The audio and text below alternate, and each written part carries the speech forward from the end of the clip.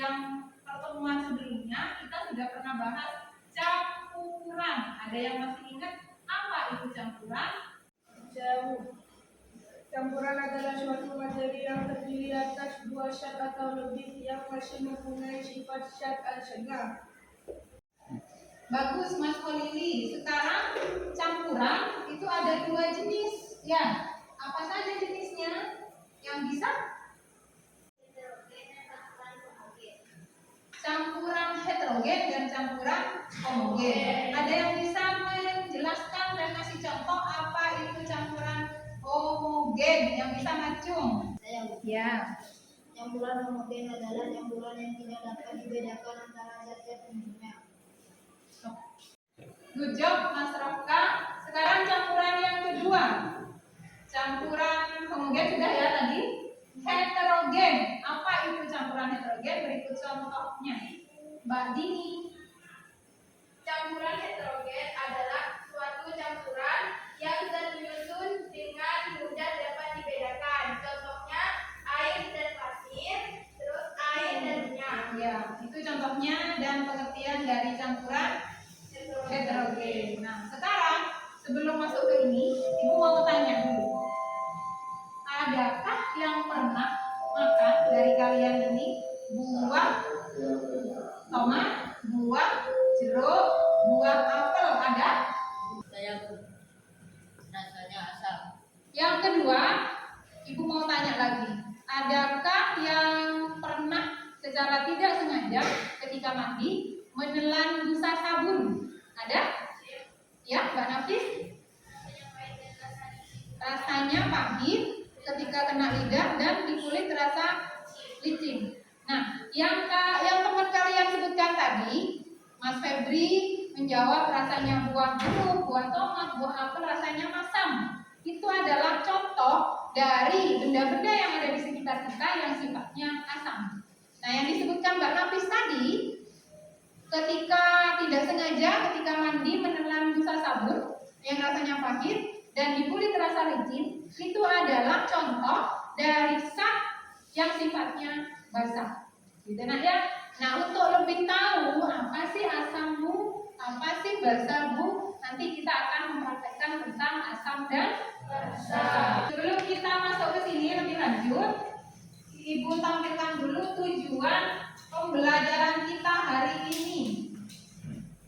Yang pertama, nanti setelah mempelajari ini diharapkan kalian bisa memahami tentang apa itu pH. Ya. Yang kedua, kalian diharapkan mampu mengidentifikasi nilai pH suatu materi, apa itu asam, apa itu basah. Ya. Hari ini Ibu pengen tunjukkan dulu apa sih yang pengen Bu Indri nilai. Gitu ya. Yang pertama, penilaian sikap. Jadi kalian nanti ketika praktikum selama pembelajaran juga yang dinilai sikapnya. Jadi minta tolong sikapnya yang baik. Terus yang kedua, penilaian kinerja. Kalau penilaian kinerja itu lebih ke ini, ke praktikum kalian nanti.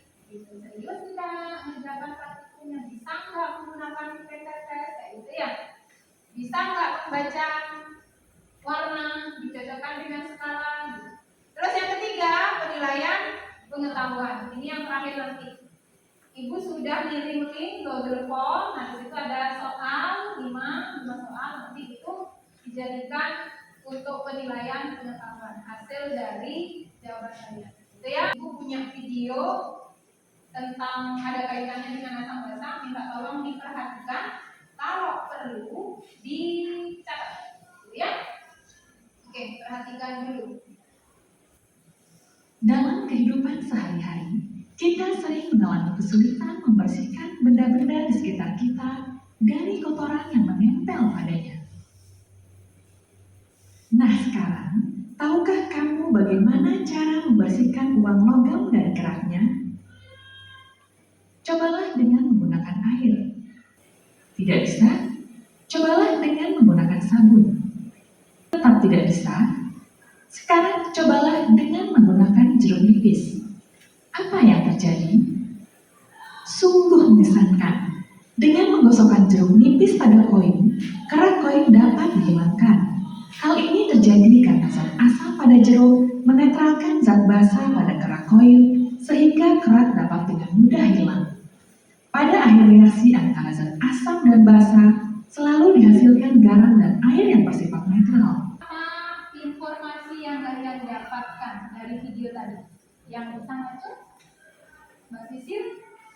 Informasi yang saya dapatkan adalah zat asam pada jeruk nipis bisa menetralkan zat basa pada kerak koin sehingga kerak bisa dengan mudah hilang. Iya. Pada akhir reaksi zat asam dan basa selalu dihasilkan garam dan air Iya. yang bersifat netral. Berarti kalau Sisil mau membersihkan kerak di kamar mandi bisa ya menggunakan jeruk nipis. Bisa, enak ya? Bisa.